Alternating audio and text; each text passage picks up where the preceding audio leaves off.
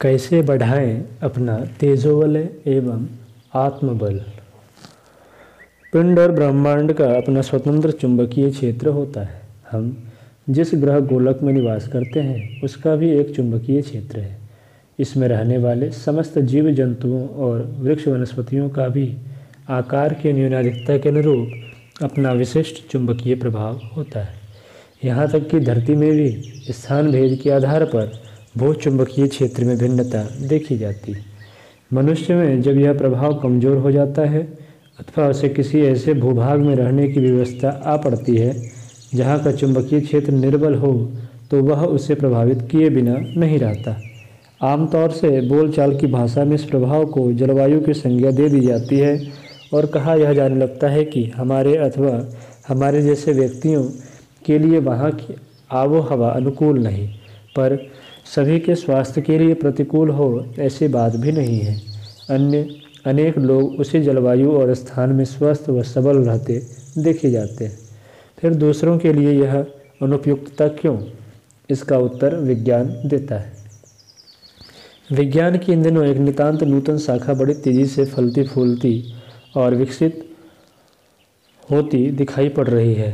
इसे विज्ञान जगत में मैग्नेटोबायोलॉजी के नाम से अभिहित किया गया है। इसके अग्रही वैज्ञानिक पूर्व सोवियत संघ के डॉक्टर यूरी खोलोडोव हैं। जीव विज्ञानी डॉक्टर खोलोडोव ने जब एक प्रयोग के दौरान चूहों और कुछ विशेष किस्म के पौधों को न्यून चुंबकीय क्षेत्र वाले भूभाग में कुछ दिनों तक रखा तो उनकी चयापचय क्रियाओं एवं अमीनो अम्ल निर्माण प्रक्रियाओं में स्पष्ट व्यवधान पड़ता देखा गया। अनेक में ट्यूमर का विकास भी स्फुट परिलक्षित हुआ, किंतु सबसे अधिक और स्पष्ट प्रभाव इसका तंत्रिका तंत्र पर पड़ता देखा गया। परीक्षणों के दौरान इस बात का संकेत मिला कि न्यून चुंबकीयता से स्मृति, धारण शक्ति और मन संस्थान भी सर्वथा अप्रभावित नहीं रह पाते हैं। स्मृति और एकाग्रता में इसके कारण हास्य आता है जबकि उत्तेजना को बल मिलता है। अध्यात्म विज्ञान के अनुसार जिस व्यक्ति में जीवनी शक्ति जिस अनुपात में घटती जाती है वह उतना ही दीन दुर्बल बनता जाता है। सबसे अधिक रोग शोक ऐसे ही लोगों को सताते हैं। उत्तेजना और उन्माद इन्हीं में सर्वाधिक देखे जाते हैं। शरीर बाहर से फूला दिख पड़ने पर भी उस विद्युत का अभाव होता है जिसे जीवट कहा गया है। ऐसी दशा में उससे न तो कोई कहने लायक काम बन पड़ता है न किसी में पूर्ण सफलता मिल पाती है। यदा कदा मिलती भी है तो वह ऐसी अधूरी और अधकचरी होती है जिससे असंतोष ही बढ़ता है। आत्मबल और मनोबल इस कदर घट जाते हैं कि कोई श्रेष्ठ कार्य करने का साहस नहीं जुट पाता और कर्ता निरंतर पतनोन्मुख बनता जाता है। इस दृष्टि से विचार करें तो वर्तमान सामाजिक स्थिति इससे बिल्कुल मिलती जुलती दिखती है। इन दिनों बरसाती उद्भिजों की तरह जिस गति से व्याधियाँ पनपी हैं वैसा पूर्व में कदाचित ही कभी रहा हो। मन संस्थान की विकृतियाँ भी संप्रति जोर पर हैं। उन्माद, उत्तेजना और पागलपन इतने उग्र हो उठे हैं जिन्हें देखकर आशंका यह होने लगती है कि संसार और समाज इनसे मुक्त हो पाएंगे क्या? पूरी तरह इनके चंगुल से छूट पाएंगे क्या? बुरे कृत्यों के प्रति लगाव व झुकाव तो इन दिनों आम बात है, पर समाज को उठाने व दिशा देने वाले सत्कार्यों के प्रति समर्पण और सत्साहस किन्हीं किन्हीं में ही देखे जाते हैं। आज न नीति के प्रति क्रोध प्रदर्शित करने एवं घटाने मिटाने के निमित्त गांडीव धारण करने वाले अर्जुन दृष्टिगोचर होते हैं, न अपने दुर्धर्ष व भीष्म संकल्प से मृत्यु तक को लौट जाने के लिए विवश करने वाले पितामह, न कर्ण न उच्च आदर्शों के प्रति निष्ठावान हनुमान कहीं दिख पड़ते हैं। न्यूनाधिक मिलते और दिखते भी हैं तो इतने थोड़े कि उतनी कम विभूतियों से काम किसी प्रकार चलने वाला नहीं। इनका तो पूरा का पूरा परिकर चाहिए ताकि आज की प्रतिकूलता को उलट कर सीधा किया जा सके, उसे अनुकूल बनाया जा सके। आखिर इस वीर प्रसूता भूमि को हो क्या गया है जिससे यह निर्जीव निष्प्राण से लगने लगी है? अध्यात्म विज्ञानी इसका एक ही कारण बताते हैं, जीवनी शक्ति का अतिशय अभाव। यहाँ पदार्थ विज्ञान और अध्यात्म विज्ञान की परस्पर संगति बैठती दिखाई पड़ती है। विज्ञान के अधुनातन शोध बताते हैं कि किसी स्थान की न्यून चुंबकीयता व्यक्ति के मन मस्तिष्क को प्रभावित किए बिना नहीं रहती। यही अध्यात्म विज्ञान की मान्यता है। उसके अनुसार जब जीवनी शक्ति घटती है तो व्यक्ति का स्वास्थ्य और संकल्प लड़खड़ाने लगता है। उल्लेखनीय है कि अध्यात्म विज्ञान जिस ऊर्जा को जीवनी शक्ति के नाम से पुकारता है, भौतिक विज्ञान उसे ही काय विद्युत, काय चुंबकत्व और आभामंडल जैसे संबोधनों से संबोधित करता है। दोनों के नाम के अतिरिक्त कोई और अंतर नहीं है। यहाँ यह प्रश्न उठ सकता है कि वर्तमान में व्यक्ति की शरीर ऊर्जा जब बुरी तरह जीर्ण और जर्जर हो गई है तो एक ही स्थान में रहने वाले लोगों की स्वस्थता में भिन्नता क्यों नजर आती है।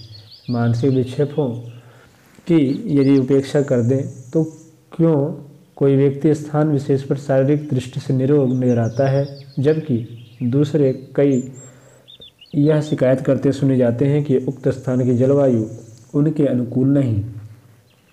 इतना ही नहीं, वहाँ वे लगातार रुग्ण रहते और अनेकानेक प्रकार की शारीरिक मानसिक बीमारियों से पीड़ित दिखाई पड़ते हैं। इसका कारण बताते हुए विशेषज्ञ कहते हैं कि वर्तमान में शरीर ऊर्जा, जिसे विज्ञान काय विद्युत अथवा चुंबकीयता भी कहते हैं, मनुष्यों में अपेक्षाकृत घट गई है, जिससे उनके मन मस्तिष्कों पर हर वक्त बेचैनी और व्याकुलता सवार रहती है। कुछ हद तक तो इस कमी की परिपूर्ति उस स्थान की भू चुंबकीयता करती रहती है, किंतु जब शरीर चुंबकत्व में एक निश्चित सीमा से अधिक न्यूनता आ जाती है तो उस क्षेत्र का भू चुंबकत्व भी उस क्षति की पूर्ति करने में अक्षम साबित होता है। ऐसे में विक्षेपों का विस्तार मानसिक स्तर तक सीमित न रहकर काय ऊर्जा की कमी विभिन्न प्रकार के शारीरिक लक्षणों के रूप में भी प्रकट होने लगती है और व्यक्ति को शरीर मन से दिन दुर्बल बनाकर रोग शैया पर ला पटकती है। इस स्थिति में चिकित्सा शास्त्री उसे सेनेटोरियमों, हिल स्टेशनों में ले जाने की सलाह देते हैं। हिल स्टेशनों में वृक्ष वनस्पतियों की सघनता होने से उस स्थान विशेष में भेषजीय चुंबकत्व की प्राणवायु ऑक्सीजन के अतिरिक्त स्वभावतः प्रचुरता होती है। इस प्रकार रोगी के शरीर चुंबकत्व की कमी का संतुलन समीकरण पादपीय चुंबकत्व से बन जाने के कारण बीमार स्वाभाविक ढंग से स्वास्थ्य लाभ करने लगता है और कुछ ही दिनों में ठीक हो जाता है, पर यह उपचार अस्थायी होता है। इस मध्य मरीज की जीवनी शक्ति यदि नहीं बढ़ी तो स्थान परिवर्तन के साथ उसके दोबारा रुग्ण बनने की पूरी संभावना रहती है। अस्तु इसे अस्थायी इलाज नहीं कहा जा सकता। स्वास्थ्य का स्थायित्व तो काय चुंबकत्व के संरक्षण और संवर्धन पर ही आधारित है। इस ऊर्जा को बढ़ाकर ही स्वस्थ और सबल रहा जा सकता है। इसके दो तरीके हैं, उपासना और साधना। उपासना के दौरान इष्ट से प्राण ऊर्जा ग्रहण धारण करने की प्रबल भावना और साधना के माध्यम से उन तत्वों को नष्ट भ्रष्ट करना जो प्राण संचय में विघ्न उपस्थित करते और उसके भंडार को निरंतर खाली करते रहते हैं। ईर्ष्या, द्वेष, असंयम आदि ऐसे ही अवांछनीय तत्व हैं जो हमारे शरीर चुंबकत्व को, जीवनी शक्ति को लगातार घटाते रहते हैं।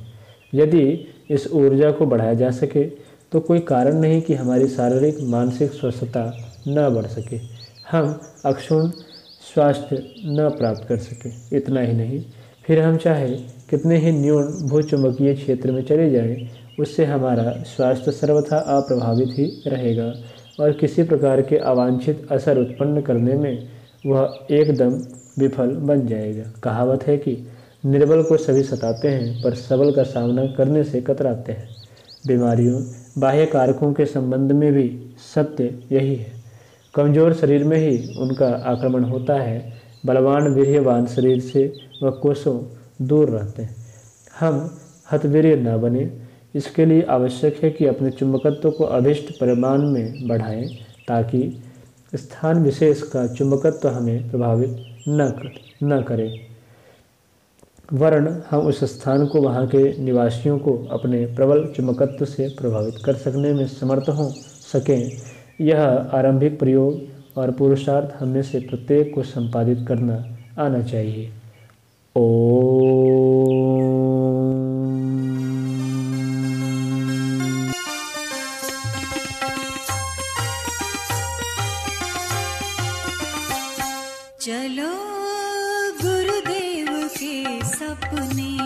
सजाने की शपथ ले ली। चलो गुरुदेव के सपने सजाने